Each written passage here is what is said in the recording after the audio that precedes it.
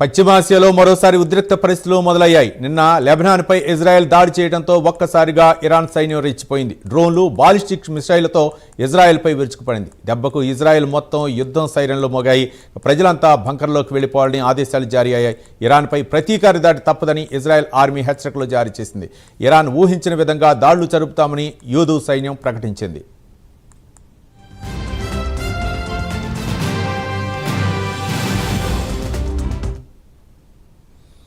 ఇరాన్తో చర్చలు జరుగుతున్న సమయంలో దాడులు చేయవద్దని నెతన్యాహును ట్రంప్ హెచ్చరించారు.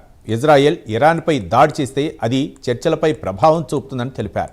శాంతి ఒప్పందానికి తాము చాలా దగ్గరగా ఉన్నామని ట్రంప్ గుర్తు చేశారు. మరోవైపు చర్చలకు ముందుకు రావాలని, అమెరికాతో ఒప్పందం కుదుర్చుకోవాలని ఇరాన్కు సూచించారు.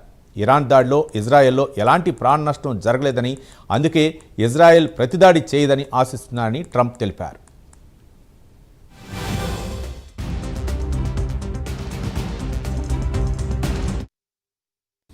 మరోవైపు ట్రంప్ ఎంత వారిస్తున్నా ఇజ్రాయెల్ ఆయన మాటను లెక్క చేయలేదు. ఇరాన్ లక్ష్యంగా ఐడిఎఫ్ దళాలు దాడులు మొదలుపెట్టాయి.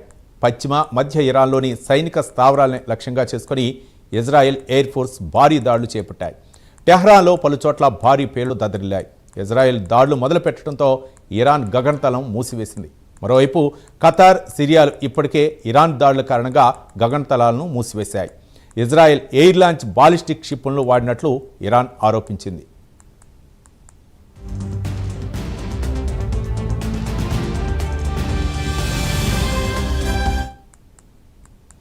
ఇరాన్ దాడి చేసిన వెంటనే పాకిస్తాన్ హోంమంత్రి మొహమ్మద్ నఖ్వీ టెహ్రాన్ చేరుకున్నాడు. అమెరికాతో చర్చలపై అబ్బాస్ అరాగ్చీతో భేటీ అయ్యారు. అయితే పాకిస్తాన్ హోంమంత్రి చర్చలు జరుపుతున్న సమయంలో ఇజ్రాయెల్ భీకర దాడులు చేసింది.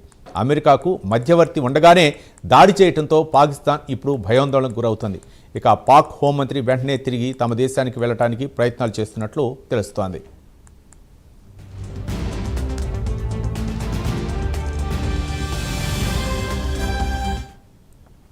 ఇక మరోసారి ఉద్రిక్త పరిస్థితులు మొదలు కావడంతో క్రూడ్ ఆయిల్ ధరలపై ప్రభావం చూపే అవకాశం ఉన్నట్లు తెలుస్తోంది. మరోసారి భారీగా క్రూడ్ ఆయిల్ ధరలు పెరిగే ఛాన్స్ ఉన్నట్లు నిపుణులు అభిప్రాయపడుతున్నారు. ఇప్పటికే ప్రపంచవ్యాప్తంగా క్రూడ్ ఆయిల్ ప్రభావంతో నష్టాలను చవిచూస్తున్నాయి. ఇప్పుడు మొదలైన యుద్ధం కారణంగా పరిస్థితులు మరింత దిగజారే అవకాశాలు కనిపిస్తున్నాయి. ఇక యుద్ధ ప్రభావం ఇప్పుడు ప్రపంచ స్టాక్ మార్కెట్లపైన కనిపిస్తోంది. అన్ని దేశాల్లో స్టాక్ మార్కెట్లు భారీగా పతనం అవుతున్నాయి. భారత్ పైన ఆ ప్రభావం కనిపిస్తోంది. సెన్సెక్స్, నిఫ్టీలు సైతం మెల్లిమెల్లిగా నష్టాలను చవిచూస్తున్నాయి.